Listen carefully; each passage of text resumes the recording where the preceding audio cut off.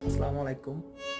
আপনি যদি বিদেশে থেকে থাকেন এবং বিদেশে আপনার জীবন জীবিকার জন্য দীর্ঘদিন ধরে বাস করে থাকেন, তাহলে আজকের ভিডিওটা হচ্ছে শুধু আপনাদের জন্য।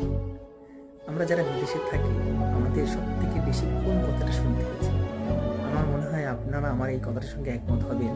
সেটা হচ্ছে পরিবার পরিজন থেকে প্রায় শোনা যায় যে অমুক লোকের অমুক ছেলে বিদেশে থাকে, সে এই বছরের মধ্যে কয়েক বছরের মধ্যে বাড়ি করেছে, গাড়ি করেছে, ঢাকা শহরে ফ্ল্যাট কিনেছে, তুই কেন করতে পারিস না?